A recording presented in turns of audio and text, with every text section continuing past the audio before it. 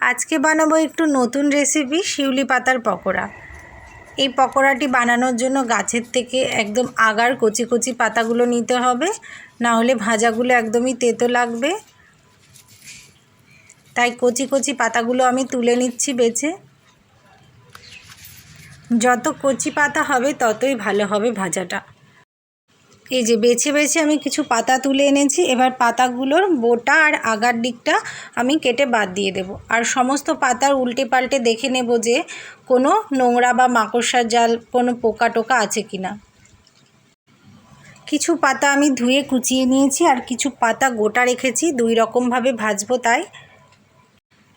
এবার একটি পাত্রে আমি কিছুটা বেসন নিয়ে নিয়েছি আর দিয়ে দিয়েছি 1 চামচ কালো জিরে আর পরিমাণ মতো হলুদ আর পরিমাণ মতো লবণ।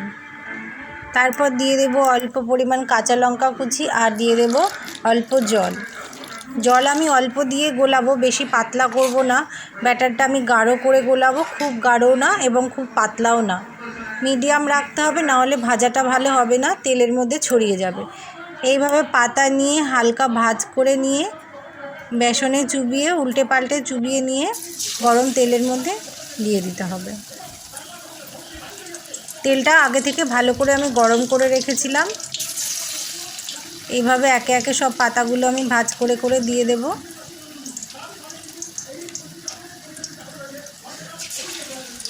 দেখুন কি সুন্দর হচ্ছে ভাজাগুলো। কিছু পাতা আমি ভাজ করে ভেজে নেব, আবার কিছু পাতা আমি গোটা গোটাও ভেজে নেব। দুই রকমভাবেই ভাজা যায়। এবার আস্তে আস্তে আমি ভাজাগুলো নেড়ে উল্টে দেব।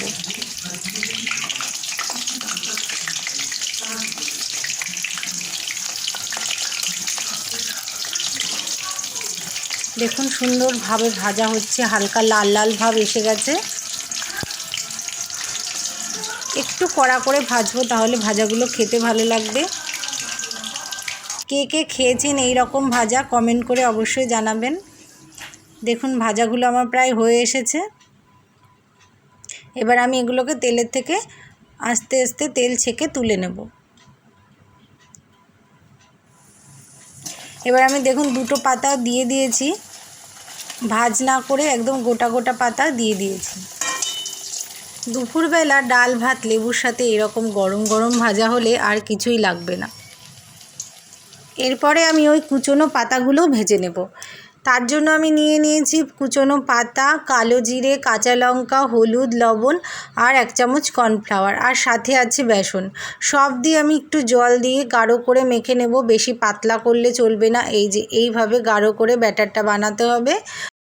ব্যাটারটা রেডি হয়ে গেলে গরম তেলের মধ্যে আমি এইভাবে ছোট ছোট করে বড়ার মতো করে দিয়ে দেব। এই পকোড়াগুলো হালকা তেতো তেতো লাগে, তবে খেতে বেশ সুন্দর। আর যারা একটু তেতো ভালোবাসেন তাদের জন্য তো খুবই ভালো লাগবে। এই যে সব পকোড়াগুলো আমার তেলের মধ্যে দেওয়া হয়ে গেছে। এবার সাইড দিয়ে একটু হালকা করে এইভাবে নেড়ে দেব। তারপর আস্তে করে উল্টে দেব। এইভাবে আমি উল্টে পাল্টে সবগুলো একটু লাল লাল করে কড়া করে ভেজে নেব। দেখুন কালার চেঞ্জ হয়ে গেছে, সুন্দরভাবে আমার ভাজাগুলো সব ভাজা হয়ে এসছে। এবার একটু নেড়ে চেড়ে আমি ভাজাগুলো সব তুলে নেব।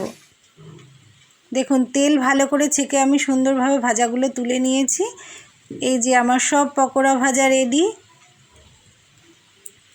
কেমন লাগলো আজকের শিউলি পাতার পকোড়া ভাজা রেসিপিটা কমেন্ট করে অবশ্যই জানাবেন।